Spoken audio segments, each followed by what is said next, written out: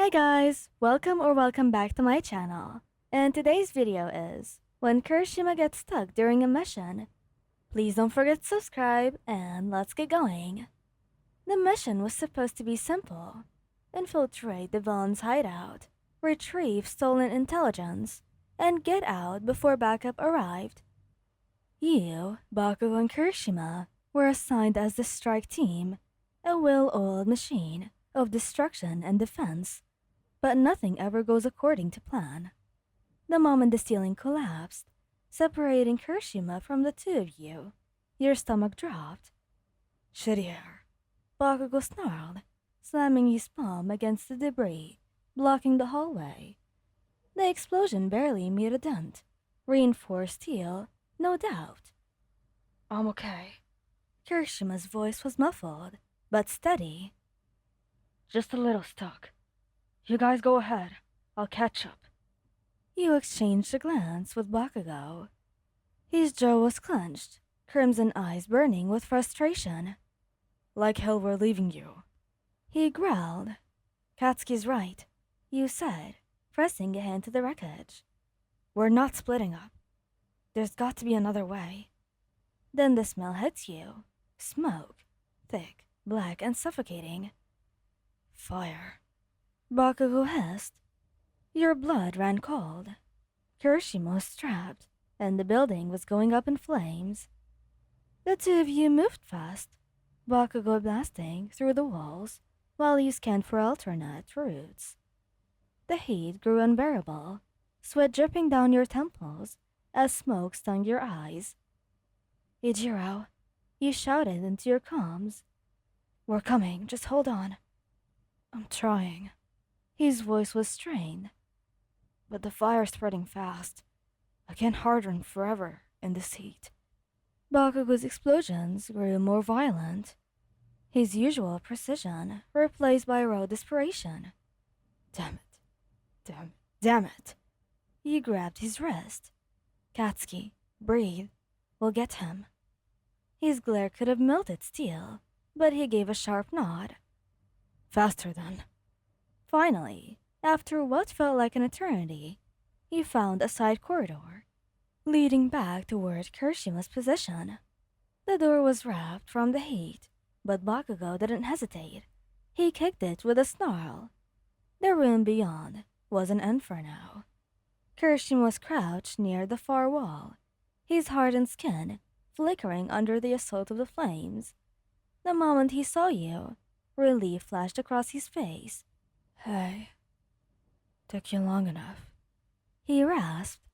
Shut up and move. Bakugo barked, already grabbing his arm. You didn't waste time. The three of you bolted for the exit, Bakugo clearing a path with controlled blasts, while you and Kirishima covered each other's backs. The building groaned around you, beams collapsing as the fire consumed everything in its wake. Then, a light. You burst through the front doors, just as the roof caved in behind you, coughing and gasping for air. Kirishima collapsed to his knees, his hardening, finally giving out as he panted. Idiot, Bakugo muttered, but his hands were gentle as he checked Kirishima for injuries. You dropped beside him, pressing your forehead to Kirishima's shoulder. Don't ever scare us like that again. He chuckled weakly, wrapping an arm around you. Never. I knew you'd come anyway. Bakugo scoffed, but there was no real bite to it. Of course we would, idiot. As the sirens wailed in the distance, and three of you stayed like that, battered, bruised, but unbroken together, because no fire, no villain, no force in the world could keep you apart. The aftermath of the mission was a blur of medics, debriefings, and exhaustion.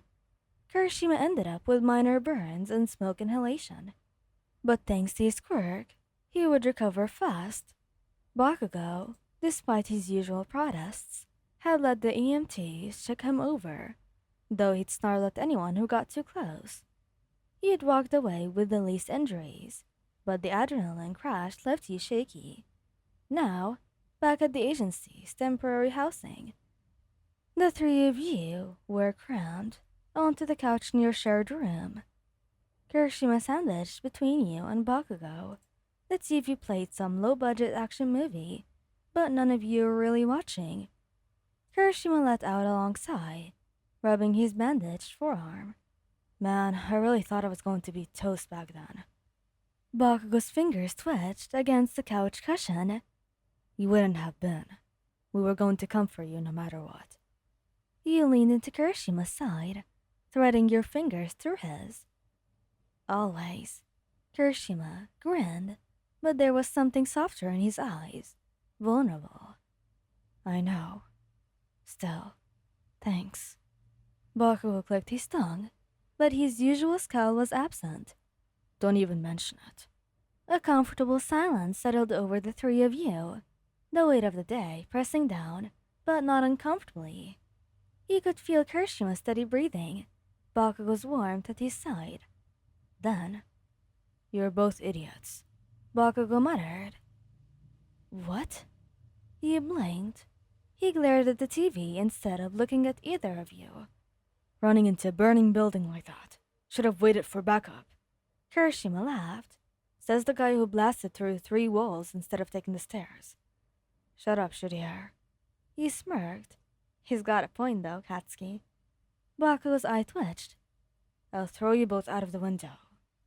Kirishima just grinned wider, slinging an arm around Bakugo's shoulders. And then yours. Nah, man, you love us too much. Bakugo growled. Your chest warmed, and you squeezed Kirishima's hand before reaching over to lace your fingers with Bakugo's. He stiffened for a second, still not used to casual affection, but then his grip tightened, Kaolo's fingers rough against yours. Next time, you said softly, let's try not to die, okay?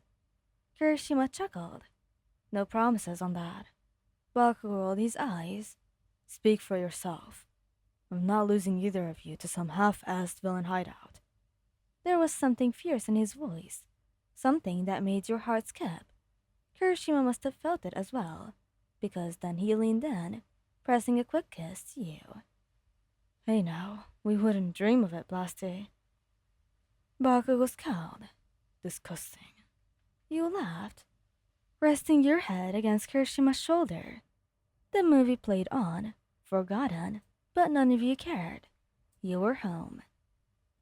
Thank you guys for listening. I hope you liked this video. Please don't forget to subscribe, and goodbye!